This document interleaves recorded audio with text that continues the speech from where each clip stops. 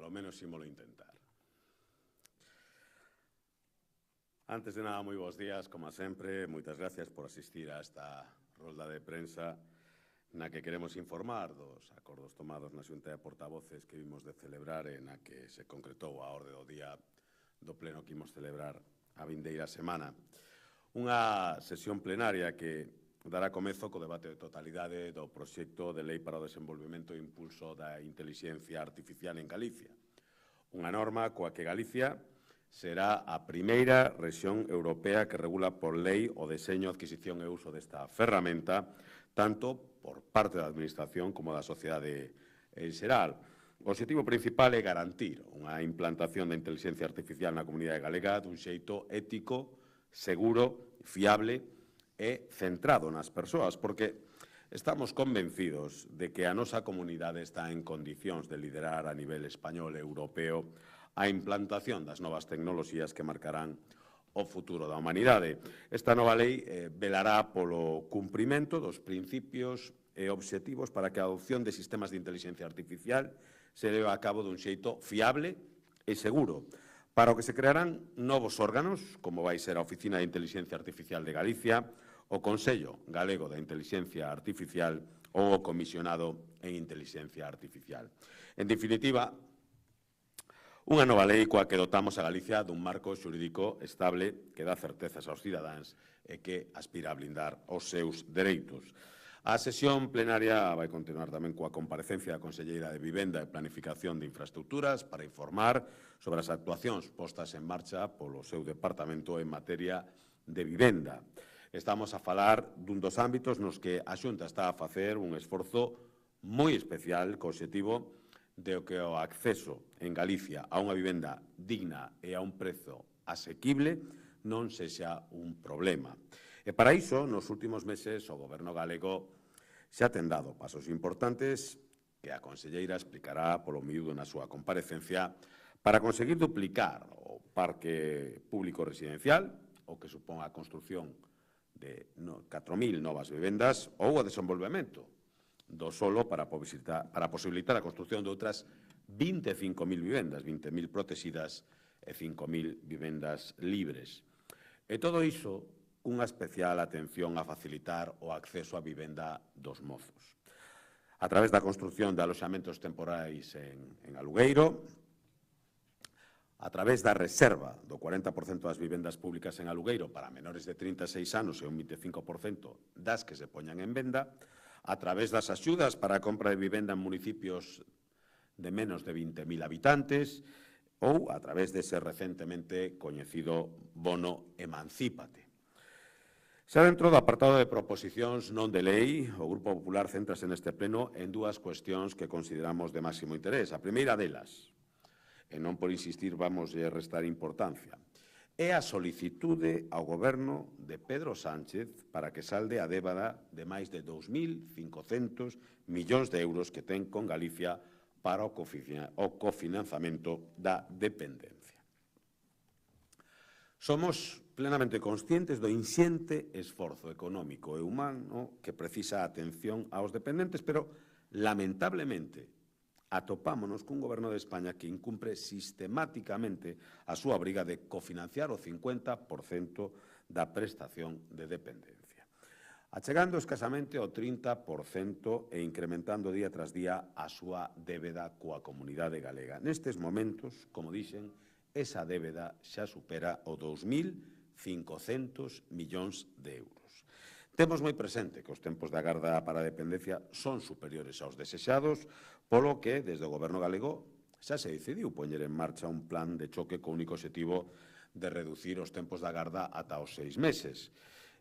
Sobre esta cuestión, por certo, é unha das preguntas que imos formular ao Goberno galego no pleno, co obxectivo de que nos concrete as accións que está desenvolvendo para reducir os tempos de agarda en dependencia que, basicamente, se centran na desburocratización, xa que só será necesario presentar unha única solicitude, a creación dunha vía preferente para maiores de 80 anos, a habilitación dun procedimento conxunto para a discapacidade e a dependencia ou os incentivos económicos ao persoal que realiza as valoracións.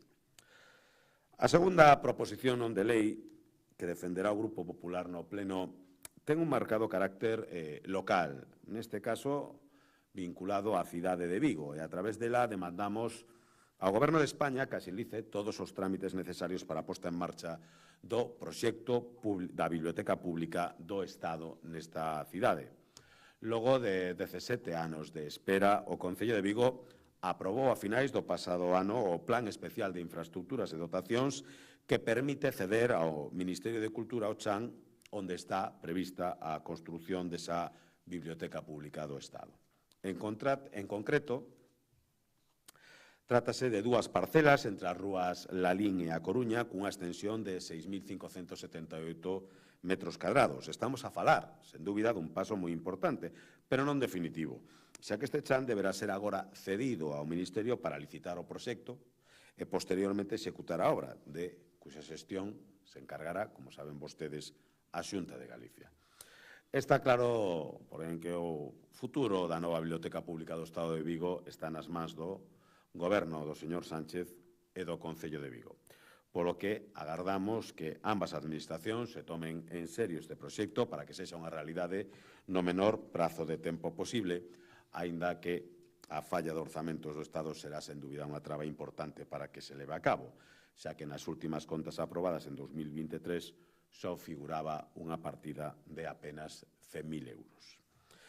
E xa para rematar, ademais da pregunta sobre as medidas adoptadas pola Xunta para reducir os tempos da garda en dependencia, o Grupo Popular cuestionará ao Goberno galego, en primeiro lugar, sobre o estado da transferencia á Comunidade Galega dos competencias sobre o litoral galego, sobre a posible convocatoria dunha comisión mixta de transferencias para ratificar o pacto e que se traspasen canto antes os medios materiais e humanos precisos para exercer esa competencia clave para Galicia.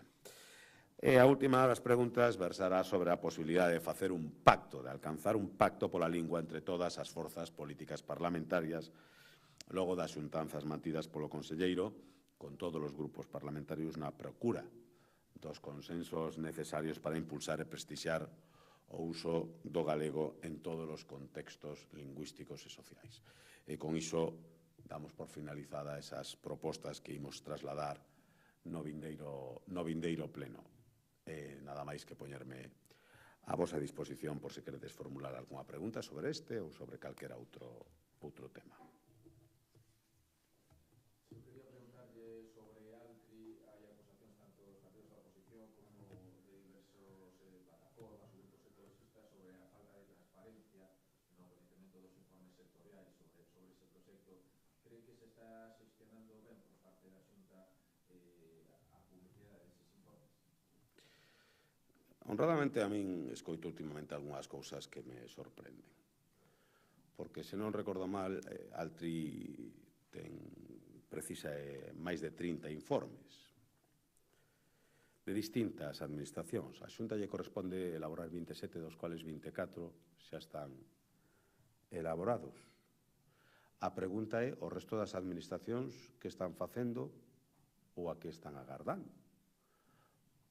Porque a Xunta está facendo os seus deberes e, tal como dixo, Altri será posible ou non, pois, en virtude de cal sexa o resultado colectivo deses informes. Volvo a repetir, a Xunta está facendo o seu traballo, tal vez outras administracións se teñan que pronunciar, entre elas o Goberno de Estado, sobre cal é a análise que fan sobre a viabilidade de Altri no ámbito que lle corresponde. Por lo tanto, chámame moito a atención que se poña o foco sobre a administración que está cumprindo as súas obrigas e, en cambio, non se diga nada sobre as que están demorando os seus informes, non sabemos moi ben por que razóns. En todo caso, os galegos deben de ter algo moi claro. Altri se instalará se cumpre todos e cada un dos parámetros que lle exixe a normativa legal, ambiental e de calquera tipo en Galicia.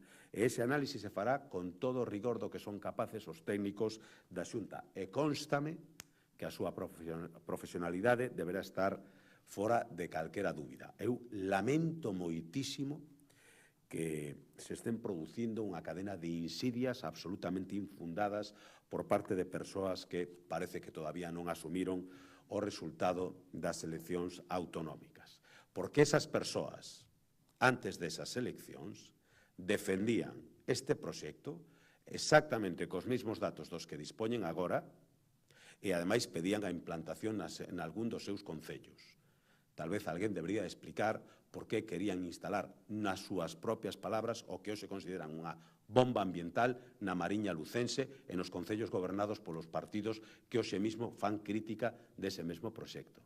É algo que deberían de darlle explicación a eses cidadáns. Nos defendemos sempre que calquera proxecto industrial que chegue a Galicia e que cumpla con toda a legalidade e coas exigencias ambientais será ben recibido sempre que cree emprego de calidade en Galicia. Creo que é a aspiración que debe ter calquera goberno e calquera partido responsable.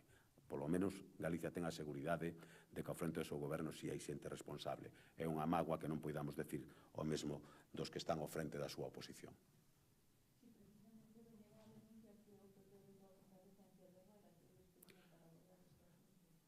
Eu non entendo moi ben porque cando se toman as decisións que comparte o BNG son decisións que se votan e cando se toman decisións que non comparte o BNG resulta que son decisións que se vetan. É unha maneira moi particular de entender a política. Parece, en fin, cando menos curioso que se pida a comparecencia do presidente para informar sobre un informe que non está rematado. E máis nun pleno que, a verdade, como poideron comprobar vostedes, ven bastante cargado de contido.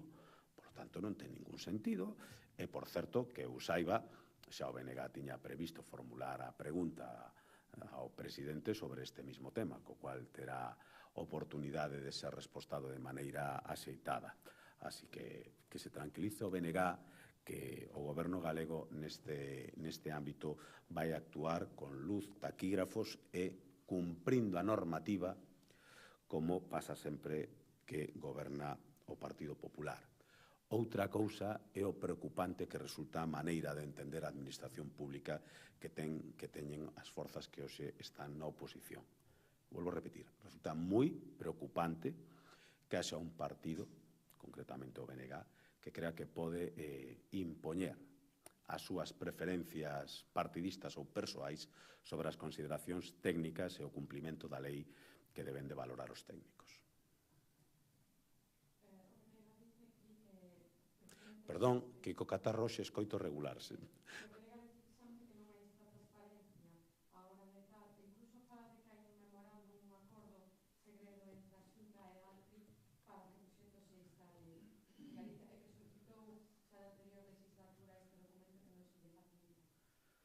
Debe ser o segredo peor guardado de Galicia, se o sabe o representante do BNG, por favor. O que eu escoitei na propia comparecencia do señor Bará é que pediu unha información e que se respostou que está suxeita a confidencialidade, como, por certo, é normal en todo o que ten que ver con cuestións relacionadas coa industria, os procesos industriais e demais. E a partir de aí, en fin, xa as fabulacións do señor Bará e do BNG, pois já deixo o señor Bará e o BNG. Eu, a verdade, en cuestións de invencións nacionalistas non me considero un experto e a verdade é que xa hai tantas que casi, en fin, non tería tempo a facer outra cousa que a desmontar as continuas trolas e insidias vertidas polo nacionalismo galego contra todo aquel que pretenda traer unha fonte de riqueza e de industria á nosa terra. Todavía, creo que o preguntei nun pleno no pasado período de sesións, todavía estou agardando a que o BNG me diga cal é o proxecto industrial que apoia o BNG. Calquera. En calquera sitio de Galicia. Gustaríanos coñecer un, porque tal vez aí sexa máis fácil aceleralo. Todavía non obtivemos a resposta.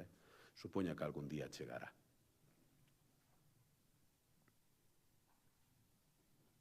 Alguna outra cuestión? Non? Pois moitísimas gracias a todos. Espero veros con mellor voz na próxima ocasión.